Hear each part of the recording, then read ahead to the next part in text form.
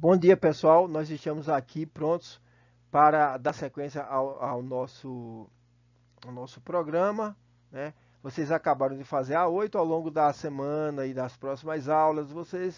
As turmas já vão começando a ter a sua retap no presencial. E esta nossa aula de retap será feita oportunamente quando tivermos concluído as correções, tá certo? E estivemos já para fazer a entrega para vocês, tá? E terminado as redações online. Então vamos dar seguimento ao nosso programa. Nós estamos vendo o estudo do texto dissertativo argumentativo e o tipo textual que será proposto na A9 de redação. Continua sendo esse aqui, né? O que nós veremos. É aquela última avaliação, aquele último esforço do ano que vocês farão. Então, vamos dar prosseguimento. Bastante atenção, por favor. Continuamos vendo o texto dissertativo argumentativo e o objeto conhecimento sendo a produção desse texto. Tudo que nós fazemos aqui é visando que vocês realmente produzam, façam cada vez melhor o texto dissertativo argumentativo. Nesta etapa, leia-se, né? A aula de hoje, nós vamos desenvolver uma proposta a partir de reflexões sobre temas da atualidade. Antes de apresentar a proposta de redação, vamos ler alguns textos motivadores e refletir sobre questões sociais. Bom, nós trabalharemos 4 textos motivadores. Eles têm eles vão crescendo. Todos estão interligados em torno de temas da atualidade, de temas de interesse social.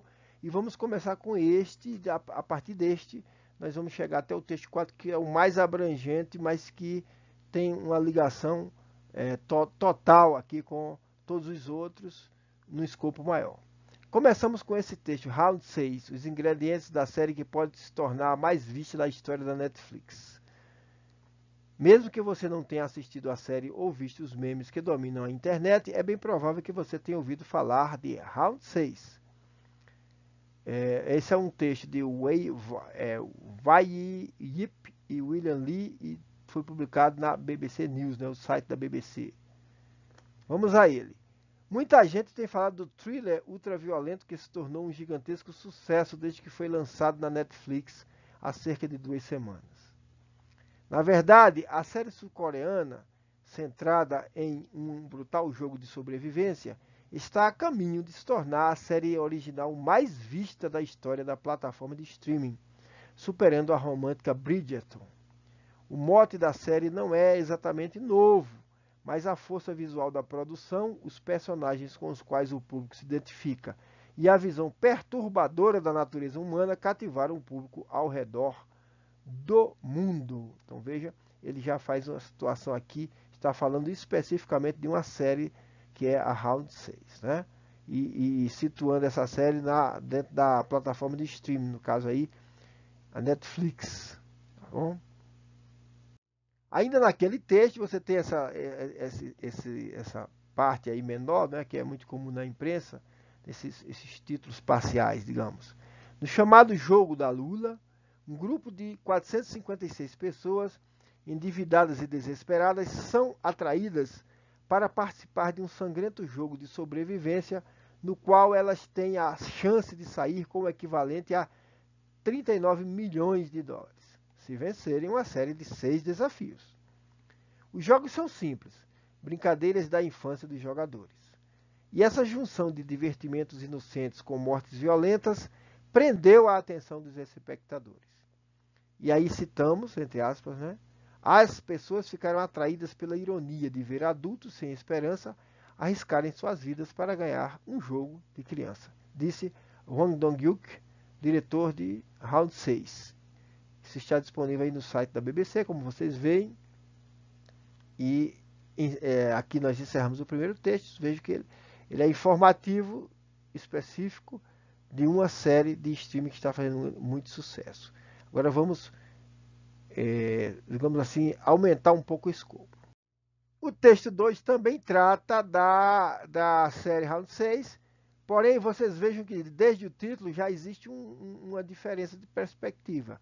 Round 6 entenda como a cultura coreana dominou o mundo. Aqui, como nós falamos de cultura coreana, vocês vão entender que diz respeito à Coreia, às duas Coreias, não, somente a Coreia do Sul, né? Porque quando se fala coreana, digamos assim, a Coreia que é amiga do Ocidente, a Coreia desenvolvida, né? Então, a Coreia que é como nós, certo? E, portanto, aqui você tem um aumento da abrangência do assunto. Aqui agora a gente vai ver que não é só essa série, mas é todo um contexto de cultura. E vamos ao texto de Felipe Prado aí. A série Round 6, ou Squid Games, da Netflix, é um fenômeno de audiência global que teve a melhor estreia da história da plataforma de streaming. 111 milhões de fãs em apenas 27 dias. Contudo, quem pensa que a série foi uma superprodução com investimentos massivos, engana-se. O Today Online diz que a primeira temporada custou 22,9 milhões de dólares. 2,9 milhões de dólares por episódio. É a produção mais cara da história da Coreia do Sul. No entanto, é um valor pequeno em relação às grandes produções do audiovisual internacional. De acordo com a Forbes, Round 6 já é a série mais assistida em 90 países. Aqui nós temos um argumento de autoridade aqui para vocês verem como é feito, né? Você tem aqui a coesão aqui pelo contraste, pela oposição. Mas aqui você tem, de acordo com a Forbes, argumento de autoridade. Porque a Forbes, para quem não sabe, a Forbes é um veículo de imprensa especializado em tudo que gira em torno do dinheiro. Quem produz riqueza? A Forbes vai lá. Então, vai lá, quem mais produziu riqueza no ano passado? Dos artistas. Anitta, tal. Eles fazem isso no mundo todo, fazem isso quanto a esporte, a indústria, mundo do entretenimento, da cultura, o pintor que tem. Eles são especializados nesse tipo de assunto, geração de dinheiro, certo? Então, aqui é um argumento de autoridade. Isso aqui é uma digressão só para vocês verem a riqueza, tá, da argumentação. Então, já é a série mais assistida em 90 países. Se no Forbes falou, 90 países também. É um baita de um argumento. Esse texto continua, né, com esses títulos parciais, essas partes menores. O sucesso cultural da Coreia do Sul. Depois de anos de governos militares, o primeiro presidente civil em 30 anos da Coreia do Sul, Kim Jong-un, questionou-se em 1994 como o filme Parque dos Dinossauros superou o lucro da venda de 60 mil carros da Hyundai. Desde então, segundo reportagem do Los Angeles Times em 1996, o governo coreano passou a investir em peso em sua indústria cultural. Essa onda coreana, Hallyu em coreano, começou nos anos 90 e passou a ser colhida nos últimos anos. Filmes como Old Boy, de 2003, fizeram grande sucesso e colocaram o país no mapa do audiovisual internacional, que culminou com o primeiro Oscar de melhor filme a uma produção de fora dos Estados Unidos, Parasita, de 2019.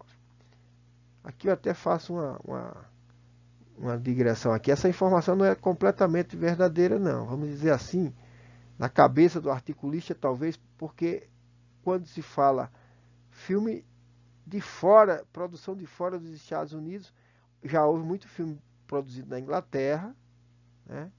Filme inglês, que ganhou o Oscar, tá certo? Mas como eles consideram a mesma cultura, como uma espécie de contínuo Estados Unidos e Inglaterra, eles não consideram como, vamos dizer assim, estrangeiro, né?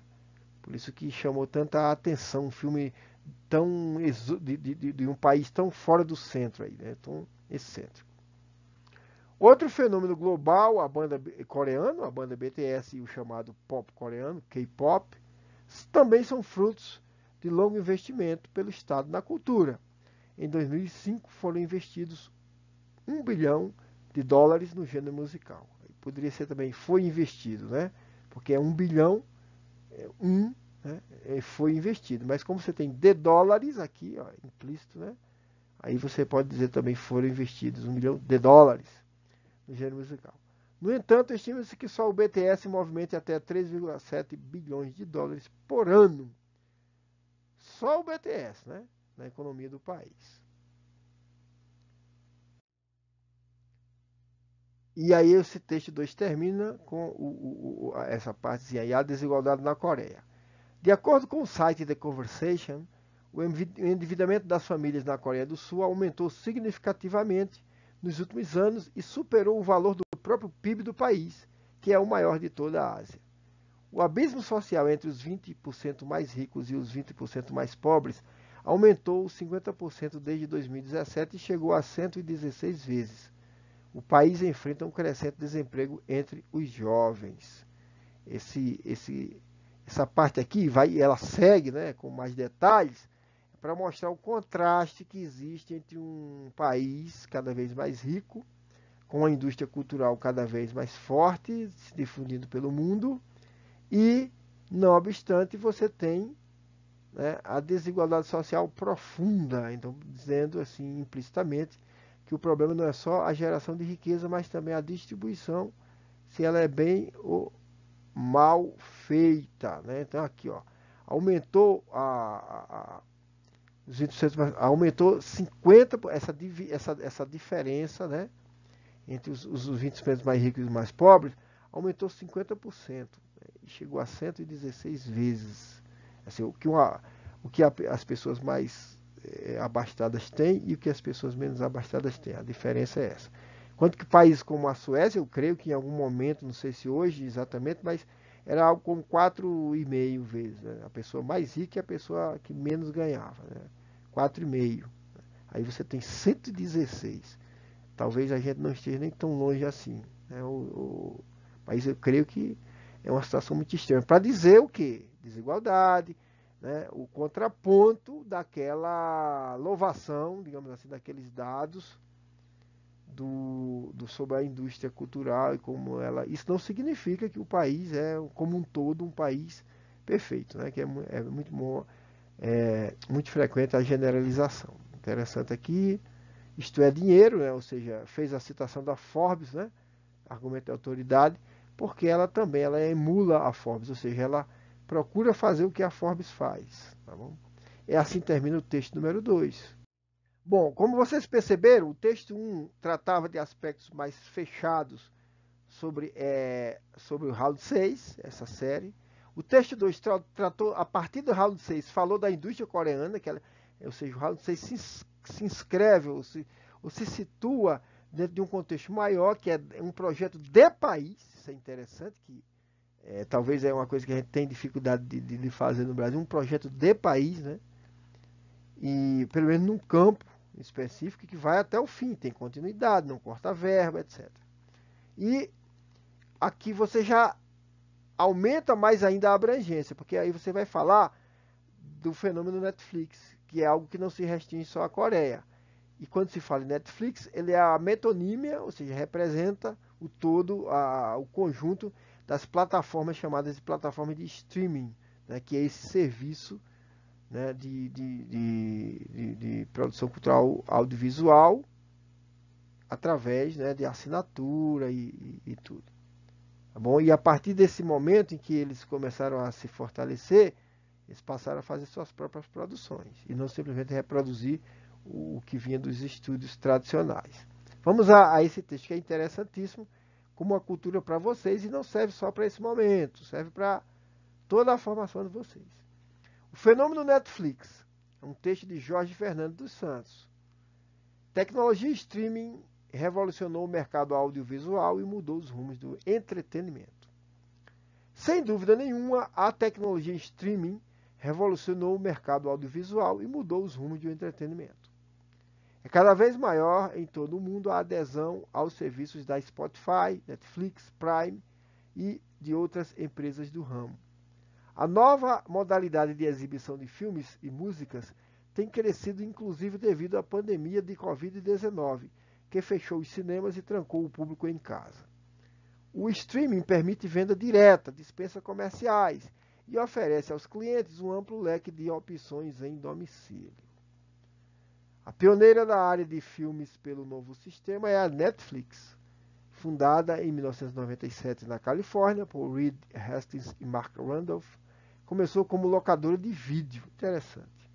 No ano de seu 10º aniversário, ela finalmente adotou a tecnologia streaming, porque hoje ele garante uma carteira com 183 milhões de assinantes em redor do planeta, ou melhor, são 182 milhões 999.999 assinantes, mais este aqui, porque eu também sou assinante da Netflix, sem querer fazer propaganda, mas é para vocês verem a abrangência, né?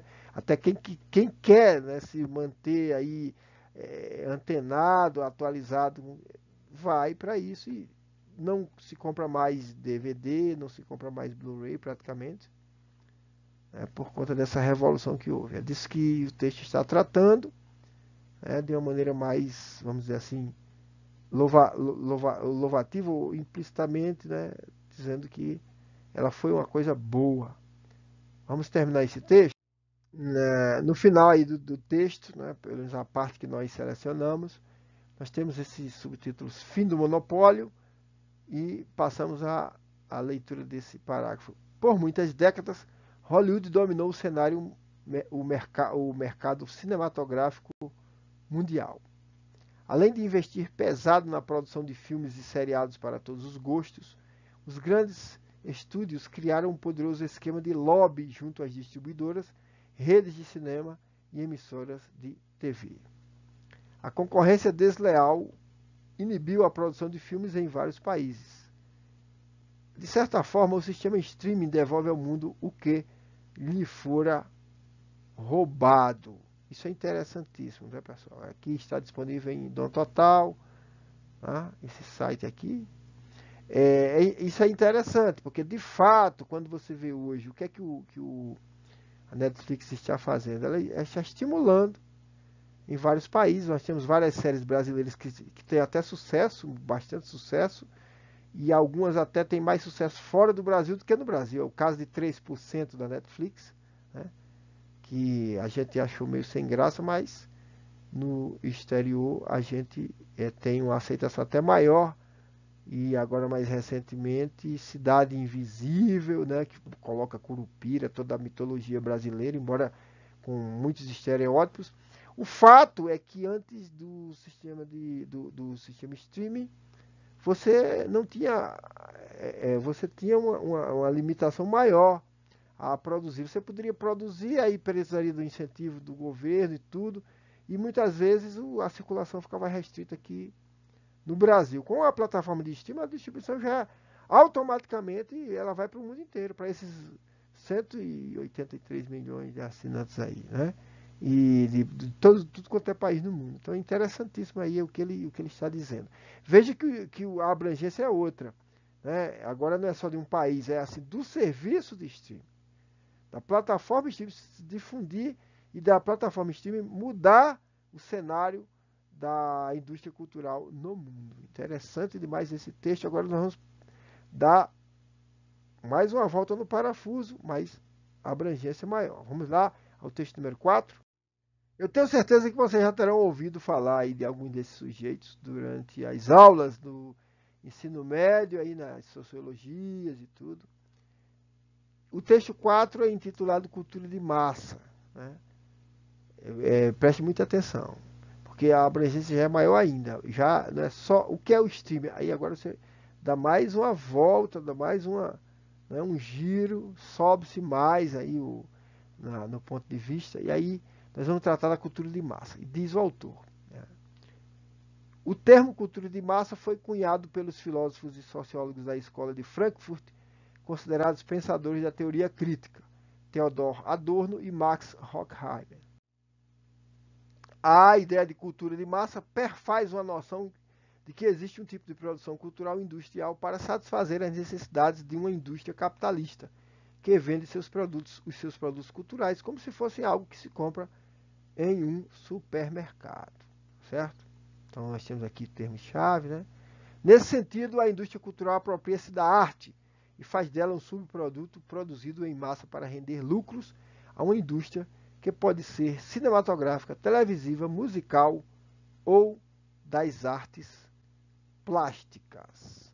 Nós vamos continuar realmente a fazer a leitura desse texto, mas aqui sobre esses primeiros dois parágrafos é muito interessante. Vemos aqui, vocês entenderam o que é cultura de massa. entenderem que eles não surgem do céu, surge de uma escola de pensadores chamada a Escola de Frankfurt, né, na Alemanha, que desenvolveu a chamada teoria crítica, né, a teoria crítica da sociedade moderna. E os dois dos grandes representantes são esses aqui, tá? Então, a ideia de cultura de massa, tudo produção cultural, também é um conceito que vocês já devem ter visto em outras disciplinas. E a visão é negativa, né? Essa escola de Frankfurt tem uma visão negativa dessa cultura de massa. Eles meio que criticam. Pra vocês terem uma ideia, um deles, o Walter Benjamin, que não foi exatamente da escola de Frankfurt, ele foi alguém ao qual, né, a escola se ligou assim por reaproveitar muito dele. E o Walter Benjamin fala, por exemplo, que ele criticava o jazz, considerava o jazz americano, o jazz, como uma música do improviso. Então era uma música dessa degradação da sociedade, em que se perde essa sacralidade da obra de arte e tudo. No entanto, né, não significa que o jazz não tenha o seu valor, e aliás tem valor até demais, né, super reconhecido. E quanto a isso, mas a escola de Frankfurt, em geral, tem essa visão negativa da cultura moderna. Vamos passar então à parte final do texto. E aí continua o autor, Francisco Porfírio. Características. A cultura de massa é um objeto da indústria cultural. O conceito de cultura de massa diz respeito a uma cultura que não é autêntica. Observe aqui, né, nesses negritos, nós estamos assinalando aquelas visões, né, mais fortes aí, ideia-chave. Segundo Walter Benjamin, filósofo e teórico literário alemão do século XX, a cultura tornou-se um elemento de mercado. Para Benjamin, o cinema e a fotografia representaram o ápice do desenvolvimento tecnológico que levou à cultura de massa. Benjamin entendia que a arte, quando reproduzida por alguma técnica, tende a perder a sua autenticidade, né? Essa é a visão negativa dele. Se pensarmos que até o século XIX qualquer forma de arte era reproduzida na hora, por exemplo, a música era tocada na hora, a pintura era feita na hora e a atuação teatral era feita ao vivo. Se pensarmos nisso, no início do século XX, a reprodução da obra de arte pela tecnologia era uma novidade. E ele vai teorizar isso, ele vai questionar o que é que acontece com a arte, que ela perde aquela. Você, para ver a Mona Lisa, tem que estar no Louvre. No momento que você tem a fotografia, aí você já tem milhares ou milhões de cópias.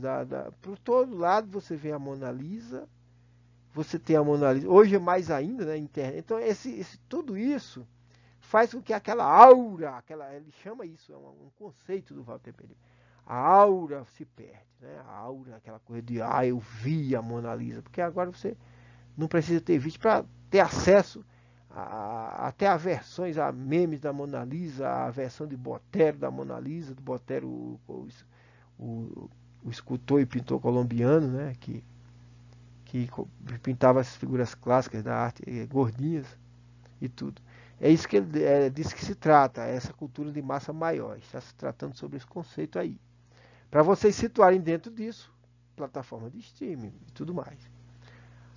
Bom, a cultura de massa, aí vamos concluir, a cultura de massa tornou-se no vocabulário da teoria crítica uma manifestação cultural inautêntica, pois é fruto de um movimento de massificação da cultura, ou seja, de produção de elementos culturais para satisfazer os anseios de um mundo, de um mercado capitalista. E aí é isso que ele critica, né? Ele tem uma visão bem negativa aí desse sistema. Então eles vão dizer, o capitalismo transforma tudo em mercadoria, tudo que é sólido se desmancha no ar, nada fica, tudo é feito para ser consumido e tudo é feito mercadoria, até o DNA humano é feito mercadoria e tudo. Eles têm essa visão. Bom, é isso aí. Francisco Porfírio em mundoeducaçãouol.com.br. Esses são os textos, vocês veem que há um crescendo, né, e todos eles tratam de um objeto específico. Os dois primeiros, um começa com informações sobre Round 6. O segundo fala de Round 6, mas já dentro do contexto da cultura coreana de sua expansão pelo mundo. O terceiro já fala o que é uma plataforma, o que ela representa nessa indústria cultural. E o quarto fala o que é a indústria cultural, a cultura de massa. Então vocês vejam que todos estão ligados e todos vão dar a vocês justamente essa junção, pessoal, que vai dar para vocês um abastecimento cultural, né? E isso é importantíssimo. Vocês vão pegando isso, vão vendo as ideias principais, levantando, é isso que vocês têm que fazer, tá certo? Vamos seguir. Desses textos, você tem temas da atualidade. Então, nós tiramos aqui, por exemplo, 4 temas que são deduzidos desses textos, né? As plataformas de streaming e seus impactos seu impacto no comportamento do consumidor. 2, Netflix, produção em massa e indústria cultural, entendendo aí Netflix como uma metonímia do todo, né, que são todas as outras. 3, o fenômeno dos streamings e a revolução no consumo de mídias, porque realmente nós aposentamos várias delas. Eu digo o exemplo do Blu-ray, ele mal foi se firmando e já não é tão atrativo, ou quase nada atrativo, você ficar adquirindo todo filme que gosta, porque eles vão estar numa ou noutra plataforma de streaming mesmo e tudo.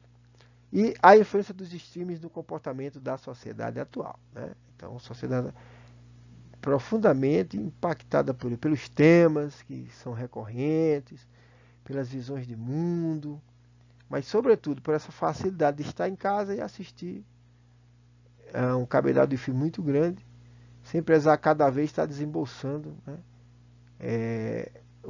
Um ano de assinatura de uma plataforma de streaming não dá o que era um lançamento de uma temporada de uma série de grande sucesso, como por exemplo Lost. Eu me lembro que para você comprar Lost, quando saía naquela época, né, que saía já mais de uma década, uns 15 anos, Lost saía, era algo como R$200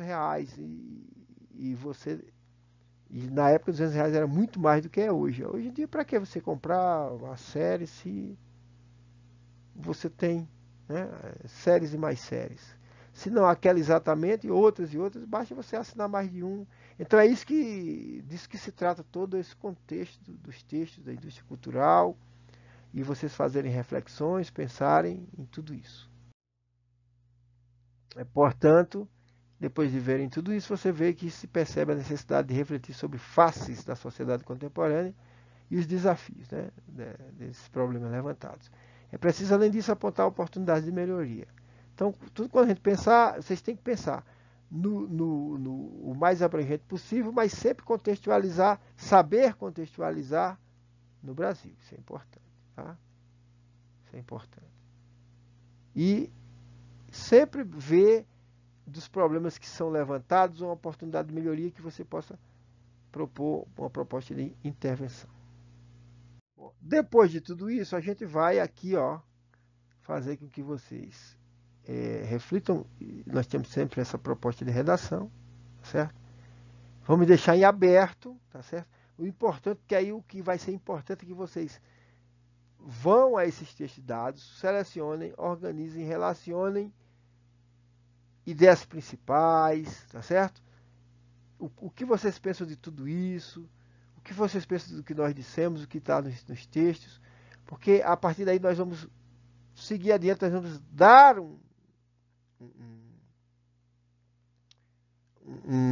definir um tema, que é o que vai aparecer, essa é a proposta padrão do Enem, a proposta padrão de concurso, né?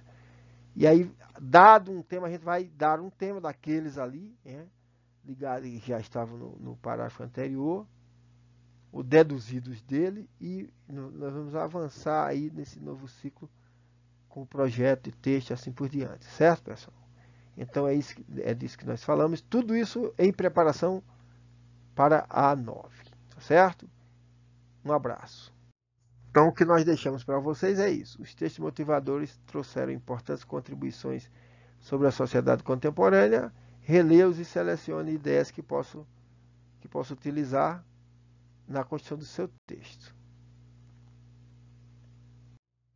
Reflitam sobre eles e aí a gente vai partir para a próxima aula com uma reflexão sobre o projeto de texto que se pode fazer, né? Então a gente vai colocar, definir o tema e fazer um projeto de texto sobre isso, tá bom? Vamos seguir adiante. Deixo aqui o meu abraço. Até a próxima aula.